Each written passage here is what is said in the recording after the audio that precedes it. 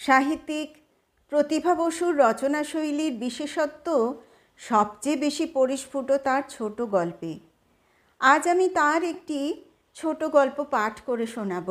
গল্পটির নাম রিফিউজি মেয়ে।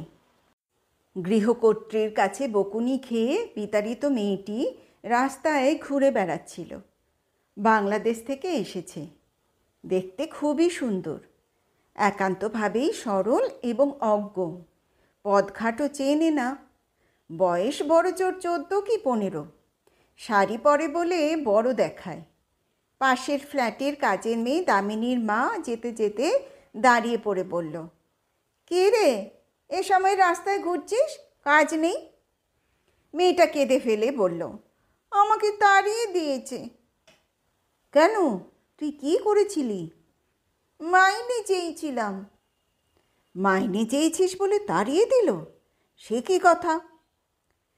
4 মাস কাজে লেগেছি, একটা টাকাও দেয়নি। তোর মাইনে কত? জানি না। জানিস না মানে? হাবা নাকি? মাইনে ঠিক করে কাজে লাগিসনি? বলেছিল অনেক দেবে। অমনি তুই চলে এলি? এখানে তোর কে আছে? কেউ না। তবে তুই এলি কি করে? দালাল ধরি টাকা দিই। এখানে তোর কেউ নেই, তবে এলি কেন? ওখানে যে থাকা যায় না, ওরা টেলায় বিয়া বসতে চায়। কারা টালায়? কারা বিয়া বসতে চায়? যাদি গো দেশ, আমার একটা কাজ দিবা দিদি। দেব, তুই এখানে দাঁড়িয়ে থাক, আমি দোকানে যাচ্ছি। ঘরে চিনি নেই, এখন দেরি করতে পারছি না। ফিরে এসে কাজের কথা বলবো। 2টো কাজ আছে আমার হাতে। দামিনীর মা দৌড়ে দৌড়ে চলে গেল। মেয়েটা দাঁড়িয়ে রইল। অন্য ফ্ল্যাট থেকে একজন ভৃত্য বেরিয়ে এলো। নাক ঝাড়ছিল, চোখ পড়ে গেল মেয়েটার দিকে। অমনি চোখ মুখ চকচকে দেখালো। বিগলিত গলায় বলল, আরে তুই এখানে? কে করছিস? মেয়েটা বলল, যা খুশি তা করছি, তোমার কি? রাগ করছিস কেন? আমি কি তোকে কোনো খারাপ কথা বলছি? আমার খারাপ ভালোর দরকার নেই। তোমার কাছে তুমি যাও না, আমার দিকে চাইও না। চাইব না? না চেয়ে পারা যায়? তোকে যে আমি ভালোবাসি তা কি তুই জানিস না? জানবো না কেন? খুব জানি, ভালো কইরাই জানি। সকলের ভালোবাসাই আমার জানা আছে। ভৃত্যটি এগিয়ে এসে কাঁধে হাত রাখল। মেয়েটি এক ঝটকায় সরিয়ে দিয়ে বলল, আমাকে ছুঁবি না, কেউ ছুঁলি আমার ভাল লাগে না। কেন রে? ভৃত্যটির মুখ তেমনি বিগলিত। সে এদিক ওদিক তাকিয়ে ফস করে তার ব্লাউজের ভেতর হাত ঢুকিয়ে দিল। মেয়েটা একটা কামড় বসিয়ে দিয়ে দূরে সরে গিয়ে কাঁদতে লাগলো। এই ফ্ল্যাট বাড়িতে মোট 24টা ফ্ল্যাট। পায়রার খোপের মতো ঘরে ঘরে সব সংসার। প্রত্যেকের বাড়িতেই কাজের লোক আছে। কোনো বাড়িতে পুরুষ, কোনো বাড়িতে মেয়ে। তাদের নানা রকম বয়স, নানা রকম চরিত্র। কেউ কেউ আজ আসে কাল যায়, আবার কেউ কেউ টিকেও যায়, আবার কেউ কেউ এ বাড়ি ও বাড়ি করে। ফ্ল্যাটে ফ্ল্যাটে কারো সঙ্গে কারো ভাব ভালোবাসা নেই, থাকলেও মুখে মুখে। তবে ভাব ভালোবাসার প্রশ্ন না থাকলেও এর বাড়ির লোক সে ভাঙিয়ে নিচ্ছে, তার বাড়ির লোক এ ভাঙিয়ে নিচ্ছে, এটা প্রায় নিয়ম। নন্দিতা এ বাড়ির তেতলার একটা ফ্ল্যাটে থাকে। পেশা অধ্যাপনা, বিজ্ঞানের অধ্যাপিকা। স্বামী বছর 4 আগে কোনো অজানা অধরা অসুখে মারা যাবার পরেই এই ফ্ল্যাটের বাসিন্দা হয়েছে। আগে কলকাতার বাইরে ছিল। স্বামী ছিল মাইনিং ইঞ্জিনিয়ার, বদলির চাকরি, ঘুরে ঘুরেই থাকতে হয়েছে তার সঙ্গে। তাই নিজের চাকরি করা আর পোষাতো না। মৃত্যুর পরে চেষ্টা চরিত্র করে আবার কাজে বহাল হয়ে এখানে এসেছে। এই ফ্ল্যাট ভাড়া নিয়েছে। বিজ্ঞানের ভালো ছাত্রী, এমএতে ফার্স্ট ক্লাস পেয়েছিল, পিএইচডিও করেছিল, গবেষণার কাজে নিয়োজিতও করেছিল নিজেকে। বিয়েটা হঠাৎই হয়ে গেল। কুণাল অর্থাৎ তার স্বামী তার কোনো আত্মীয় দাদার শ্যালক। সেই দাদার বাড়িতেই আলাপ, এবং অল্পদিনের আলাপেই পরস্পরের প্রতি অনুরক্ত হওয়া এবং দাদার মধ্যস্থতায় বিবাহ। কিন্তু সুখ সইল না। কপাল দোষে মারা গেল কুণাল। নন্দিতা রিক্ত হয়ে ফিরে এলো কলকাতায়। কিছুদিন মা বাবার কাছে থেকে চাকরি পাবার পরে এই এসেছে আলাদা বাড়িতে। সন্তানাদি হয়নি, একাই থাকে। প্রত্যেক ফ্ল্যাটের সঙ্গেই ছোট্ট একটি ব্যালকনি আছে সামনের দিকে। আজ ছুটির দিন, কলেজ নেই। নন্দিতা সেই ছোট্ট ব্যালকনিতে দাঁড়িয়ে এই দৃশ্য দেখল এবং চেঁচিয়ে ভৃত্যটিকে বকে উঠল, এই বলে। ভৃত্যটি দৌড়ে পালিয়ে গেল। মেয়েটিও বকা শুনে ওপর দিকে তাকিয়েছিল। ইঙ্গিতে ডেকে ওপরে নিয়ে এলো তাকে। আদর করে বসিয়ে পিঠে হাত বুলিয়ে বলল, তোমার নাম কি? সে ফুঁপিয়ে ফুঁপিয়ে বলল, কমলা। বাহ, সুন্দর নাম। কোথায় থাকো? এই বাড়িরই একটা ফ্ল্যাটে ছিলাম, খেয়ে দিয়েছে। ওমা, কেন? এমন সুন্দর একটা মেয়েকে খেয়ে দিল? কতদিন ছিলে সেখানে? 3-4 মাস। 3-4 মাস রেখে তাড়িয়ে দিল? কি করেছিলে? কিছু করিনি। ওনার ছেলেটা কি ওষুধ খেয়ে নেশা করে আর সব কথাতেই মারতে উঠে। ওর মাকেও মারে, আমাকেও মারিছে। সে কি? পেরাই তো মারে। দেখো না পিঠটা দেখো, কেমন বাড়ি মারিছে লাঠি দিয়ে। অন্যদিন মা ঠেকায়, আজ ঠেকায়নি। কেন? বলেছিলাম এরম মারলি পরে আমি থাকবো নি, আমারে মাইনে দিয়ে দাও, আমি চলি যাই। বলতে মাও বলল, কুত্তার বাচ্চা, খাতি দিচ্ছি, ভর্তি দিচ্ছি, আবার মাইনে। এই বলে মা খুব জোরে চড় মারি বলল, সাগর যায় মারে, খুব ভালো করে। তখন আমি বার হয়ে এলাম। চুপ করে থেকে নন্দিতা বলল, এখন তুমি কোথায় যাবে? জানি না। বাড়ি কোথায়? খুইলনে। এখানে কোথায় থাকো?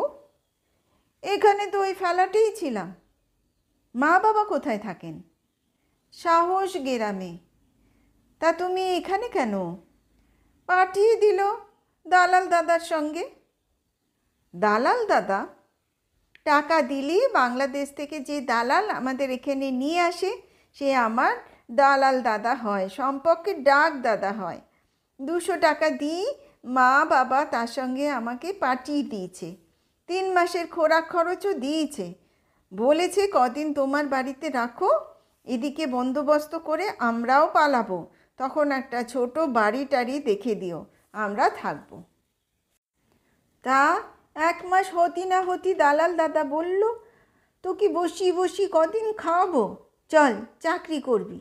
এই বলে এই ফ্ল্যাটে দিয়ে গেল। এখানে বাসন মাজতে হয়, কাপড় কাচতে হয়, দাদা ওষুধ খেয়ে বমি করলি সেই সব ধুতি হয়, আবার ঝাড়া মোছা রান্না করা সব তুমি করতে? নন্দিতা নিঃশ্বাস ফেলে বলল, বেশ তো ছিলে বাংলাদেশে, হঠাৎ চলে এলে কেন? যদি আসতেই হতো তবে তো মা বাবার সঙ্গেই আসতে পারতে। আমি বড় হয়েছি যে, বড় মেয়ে যে ওখানে থাকতে পারে না। আমার খুব কষ্ট ছিল, বাড়ি থেকে বেরোতেই পারতাম না। তাও তো একবার হাত ধরি টানি টানি ঝোপির ধারে নিয়ে গিয়ে। মুখ নিচু করল কমলা। নন্দিতা সেই প্রসঙ্গ থামিয়ে বলল, এখন তুমি কি করবে? আমি জানি না। দামিনীর মা দিদি বলিছে 2টা কাজ আছে তার হাতে, আমাকে দিবে। রিক্সাওয়ালাও বলিছে তার হাতে অনেক বড় কাজ আছে, সঙ্গে গেলেই দিতে পারবে। ওর সঙ্গে জাতি আমার ভয় করে, কেবলই কেমনি করি তাকায়, গায়ে ঠেস লাগায়। লেখাপড়া শিখেছ? না। কেন? 2টা দিদি ছিল, বড় দিদিটা 10 ক্লাসে উঠেছিল, তারপর একদিন আর স্কুল থেকে ফিরল না। সে কি? চুরি করে নিয়ে গেল। মা বাবা কাঁদি কাঁদি মরল, তবু চোরেরা দিদিকে ফেরত দিল না। ছোট দিদি 7-এ উঠছিল, মা বাবা বন্ধ করে দিল পড়া। এক বুড়ার সঙ্গে বিয়া দিয়া দিল তাড়াতাড়ি। সেই জন্য আমাকেও আর বাইরে পাঠায়, পড়ায় না। ঘরে কিছু কিছু পড়েছি, কুড়ির ঘরের নামটা জানি, যোগ বিয়োগ জানি, বাল্য শিক্ষা শেষ করেছি। বাবা কি করেন ওখানে? আমাদের কাঠের গোলা আছে, বাড়ি অনেক বড়, নারকেল গাছ আছে 24টা, সুপারি গাছ আছে 12টা, কিন্তু সব ওরা পাড়ি নিয়ে যায়, আমরা কিছু পাই না। বাবা বলে এখন কাঠের গোলাটাও ছোট হতে হতে এত ছোট হয়ে যাচ্ছে, সেটাও রাখা যাবে না। ছোট হচ্ছে কেন? চলে না? ওরা ভাগ নেয় যে। বাবা তাই ঠিক করেছে সব ছাড়ি চলে আসবে এখানে। বিক্রি করার চেষ্টা করতেছে, কেউ নিতে চায় না। বলে ছাড়িয়া চলি যান, দেখি শুনি রাখবো। বাবা বলে দখল তো পাবেই ছাড়ি গেলে, আর কিনবে কেন? ভালো লোক খুঁজতেছে, পালিয়ে দিয়ে দিবে। ঠিক আছে, এখন তুমি আমার কাছেই থাকো। কি কাজ করব? যা তোমার খুশি। একটু চা করে দেবে, ঘরটরগুলো গুছোবে, আর বাসন মাজবো, কাপড় কাচবো। না না, ওসব তোমাকে করতে হবে না। লেখাপড়া করবে, বই কিনে দেব, খাতা কিনে দেব, একটু এগুলে স্কুলে ভর্তি করে দেব। দিবে? বালিকার উল্লাসে হাততালি দিয়ে বলে উঠল কমলা। তুমি খুব ভালো, তোমাকে আমার খুব ভালো লাগতেছে। কি বলি ডাকিব? সে তোমার যা খুশি। শোনো, আমার রান্না আমিই করি। একজন ঠিকে মেয়ে এসে অন্য সব কাজ করে দিয়ে যায়। তুমিও হাতে হাতে কিছু করবে, আমাকে রান্নার সাহায্য করবে। আর মা বলি ডাকিব? মা? থমকালো নন্দিতা। মা ডাকের সঙ্গে এখনও তার পরিচয় হয়নি। নিজের ছেলে মেয়ে নেই বলেই হয়নি। এই কাঁচা চেহারা দেখে কাজের লোকজনেরাও মা বলে ডাকে না। স্বামীর সঙ্গে থাকাকালীন সবাই বৌদি বলে ডাকত, এখন দিদি ডাকে। ঠিকের কাজের মেয়েটি দিদিমণি বলে। অবশ্য ঠিক ঠিক সময়ে বিয়ে করলে, ঠিক ঠিক সময়ে সন্তান হলে এত বড় মেয়ে থাকতে পারত বই কি। চেহারা যতই ছিপছিপে হোক, যতই কাঁচা দেখাক, 43 বছর তো পূর্ণ হলো গত মাসে। বলল, সে তোমার যা খুশি ডেকো, আমি স্নান করতে যাচ্ছি। তুমি ততক্ষণে এই শাড়ি দুটো ভাঁজ করে রাখো, কেমন? শনিবার নন্দিতার ছুটির দিন, মানে অফ ডে। মাথা মুছতে মুছতে বাথরুম থেকে বেরিয়ে দেখল কমলা শুধু তার শাড়ি দুটোই ভাঁজ করে রাখেনি, বিছানার এলোমেলো বেড কাভারটা সুন্দর টান টান করে দিয়েছে, ছড়ানো ছিটানো ড্রেসিং টেবিলটা ফিটফাট করেছে, এখন ঘর ঝাড় দিচ্ছে। তাকে দেখে এক গাল হেসে বলল, মা, এই ঝাড়ুটা একদম খারাপ, ফুলই নেই। তুমি আর একটা ঝাড়ু কিনে দিও, তখন আমি খাটের তলা টলা সব ঝাড়ি দিব। নন্দিতা বলল, তুমি তো খুব কাজের মেয়ে দেখছি। মুক্তোর মতো দাঁতের একটি পাটি দেখিয়ে সে হাসল। এখন থেকে তোমাকে আর রান্না করতেও দিব না, আমি রাঁধব। বেশ তো, এখন কি খাবে বলো? সকালে কি খেয়েছো? সকালে কিছু তো খাইনি। সকালে তো ওরা মারি ছিল, বকি ছিল, চলি আলাম। আহা, এখনও খাওনি? চলো খাবে, চলো। কি খেতে ভালোবাসো? ছোট্ট খাবার ঘরে এসে টুকটাক টেবিল সাজিয়ে নিয়ে বসলো নন্দিতা। পাশে ইলেকট্রিক টোস্টারে রুটি ভরতে ভরতে বলল, স্টোভ জ্বালাতে পারো? জ্বালবো? ওই দেখো কেটলিতে জল ভরা আছে, স্টোভ জেলে বসিয়ে দাও, জল ফুটলে ঢেলে দাও পটে। তুমি চা খাও নিশ্চয়ই? কমলা লজ্জা লজ্জা হেসে বলল, চা আমি খুব ভালোবাসি মা। সব কথাতে অত মা মা বলছো কেন? ওই বাড়িতে আমি মাসিমা বলতাম। তবে আমাকে কেন মা মা করছো? আমার মাকে আমি খুব ভালোবাসি। মাকে ছাড়িয়ে আসি কত কাঁদেছি, এখন মনে হতিছে মাকে আবার পেয়ে গেছি। মা গো, তুমি আমার মা হতে চাও না? ঢোক গিলে হাসল নন্দিতা। কথা শোনো মেয়ের, কেন চাইবো না? মা হতে কে না চায়? তবে স্টোভ ধরিয়ে চায়ের জল বসালো কমলা। ফুটলে বেশ নিপুণ হাতে পটে ঢাললো। টোস্টার থেকে লাফিয়ে লাফিয়ে টোস্ট উঠতে দেখে ভূত দেখার মতো আঁতকে উঠল। দিন 10 বাদে নন্দিতা যখন কলেজে আর কমলা যখন চান করে খেতে বসবে, এই সময়ে দরজার বেল বেজে উঠল টুংটাং করে। দৌড়ে খুলতে গিয়েছিল, কিন্তু খুলল না। মা বলে গেছে চট করে দরজা খুলবে না, বুঝে শুনে খুলবে। এই কদিনে সে সত্যি নন্দিতার মেয়েই হয়ে গেছে।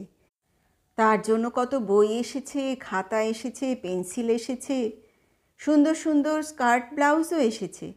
নন্দিতা বলেছে, অতটুকু মেয়ে, এখনই শাড়ি কি, ফ্রক পরো, সালোয়ার কামিজ কিনে দেব পুজোর সময়। কমলা বলেছে, ফ্রকই তো পরতাম, মা বলেছে আর ফ্রক না, এখন বড় হয়ে গেছো, দিন রাত আঁচল দিয়ে শরীর ঢাকি রাখিবা, নইলে পাজিগুলান তো গিলি খাবে। মা বলে আমাকে গিলি খাবে? একটা মানুষ আরেকটা মানুষকে বুঝি গিলি খেতে পারে? নন্দিতা থামিয়ে দিয়ে বলেছে, শোনো, ওরকম অপরিষ্কার হয়ে থাকবে না। সকালে উঠে ব্রাশ দিয়ে দাঁত মেজে মুখ ধুয়ে মাথা আঁচড়ে তারপর চায়ের টেবিলে এসে বসবে, বুঝেছ? কমলা এখন নন্দিতার পাশে বসেই খায়, পাশের খাটে ঘুমোয়। সুন্দর চেহারা, আরও সুন্দর দেখায়। নন্দিতা যদি তাকে নিজের মেয়ে বলে পরিচয় দেয় কোথাও, অবিশ্বাস হবে না কারো। পোশাক পরিচ্ছদও তারই উপযুক্ত, আদব কায়দাও শেখায়। লোকজন এলে হেসে বলে, পুষি নিয়েছি, ভালো করিনি। তারপর বলে, একা থাকি, মেয়েটা এসে আমাকে ভরে দিয়েছে। সত্যিই ভরে দিয়েছে। কুণালকে ছাড়া সে বেঁচে আছে। কি শূন্যতা! আগে সন্তান হয়নি বলে কোনো দিন কোনো ইচ্ছে কাতর করেনি তাকে, কিন্তু কুণাল চলে যাবার পরে অনেকবার মনে হয়েছে একটা সন্তান থাকলে ভালোই হতো। সেই ইচ্ছেই হয়তো ভগবান পূরণ করে দিয়েছেন মেয়েটাকে পাঠিয়ে, নইলে সে এসেই মা বলে ডাকতে চাইল কেন? কেউ তো বলে না। অনেক ইতস্তত করে শেষ পর্যন্ত কমলা খুলেই দিল দরজাটা। মাকে তো এই রকমই খুলতে দেখে সে, বরং সে যদি খুলতে গিয়ে কে কে বলে চেঁচায়, মা রাগ করে, বলে ওরকম কে কে করো না, ওটা অসভ্যতা।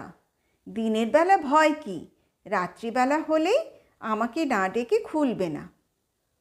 খুলেই দেখল তার দালাল দাদা দাঁড়িয়ে আছে। হাসি মুখে বলল, তুই ও বাড়ি ছেড়ে এসেছিস? বেশ করেছিস, ভালো খবর আছে। কমলা খুশি হয়ে বলল, ভালো খবর? কী খবর দালাল দাদা? তোর মা বাবা এসেছে রে। মা বাবা এসেছে? কোথায়, কবে?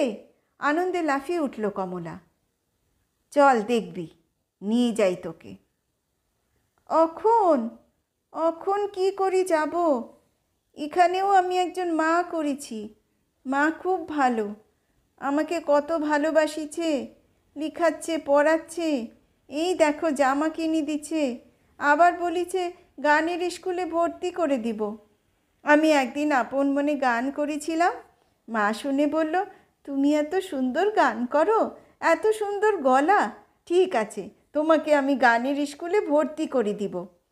সেই মা কলেজে পড়াতে গেছে, বাড়ি খালি, আমি তো এখন পারবো না। দালাল দাদার হাত জড়িয়ে ধরে বলল, বিকালে আসিবে? আমার মন কেমন করতেছে মা বাবার জন্যে। এই মা কলেজ থেকে আলি, আমি জিজ্ঞাসা করি রাখিব, তুমি নিয়ে যাবা আমাকে। আরে বোকা, তোর মা বাবা তো রাস্তায় দাঁড়িয়ে আছে, এখনই চলে আসবি দেখা করে। কতক্ষণ? 2 মিনিট। রাস্তায় দাঁড়িয়ে আছে? কই, কোন রাস্তায়? চলো তাদের নিয়ে আসি গিয়ে ঘরে। কমলা বেরিয়ে এলো, দরজাটা টেনে দিয়ে তরতর করে সিঁড়ি বেয়ে নামলো দাদার সঙ্গে। কিন্তু সিঁড়ির মুখে এসে দেখলো কেউ নেই। দাদা বলল, আরে এই গলিতে নয়, বড় রাস্তার মুখে দাঁড়িয়ে আছে। কমলা চিন্তিত হয়ে বলল, বড় রাস্তার মুখে? সেখানে যাতে আসতে তো সময় লাগবে, ঘর যে খোলা রইল। কিছু হবে না, এইটুকু সময়ের মধ্যে কি হবে, এখনই তো ফিরে আসবি। না দাদা। আরে বেশ, চল চল, কিছু হবে না। প্রায় জোর করেই দাদা তাকে গলির মুখে নিয়ে এলো। ছোট্ট গলি, রাস্তার মুখে আসতে 1 মিনিটও লাগলো না। দেখা গেল একটি ট্যাক্সি অপেক্ষা করছে। ঠেলে ঢুকিয়ে দিল তার মধ্যে, সঙ্গে সঙ্গে স্টার্ট দিল ড্রাইভার। কমলা চেঁচিয়ে উঠতে গিয়েছিল, মুখে চেপে ধরে শুইয়ে দিল সিটের ওপর। তারপর কোথায় যে তাকে নিয়ে এলো কিছুই সে জানতে পারল না। অঘরে ঘুমিয়ে থাকলো। যখন চোখ খুলল, নিজেকে একটা ছোট্ট কুঠুরের মধ্যে আবিষ্কার করে অবাক হয়ে গেল। এসেছিল দুপুরবেলা, এখন প্রায় সন্ধে। চারদিকে তাকিয়ে প্রায় হাহাকার করে কেঁদে উঠে বলল, আমি কোথায়? একজন বর্ষীয়সী মহিলা মোটা শরীরে থপথপিয়ে এগিয়ে এসে বলল, মৌলজা, একেবারে নেই কি, ভাজা মাছটি উল্টে খেতে জানে না। এই রিফিউজি মেয়েগুলানের ঢং দেখলে মরি আর কি। কয়েকদিনের মধ্যে তো শেষে নাগর নাগর করে দিয়ে মরবি। নে ওঠ, মুখ হাত ধুয়ে সাজ করে নে। সুন্দর মেয়ে বলে তো মিনসে এই কমাসে কম টাকা নিল না। আজ থেকেই উসুল করতে হবে।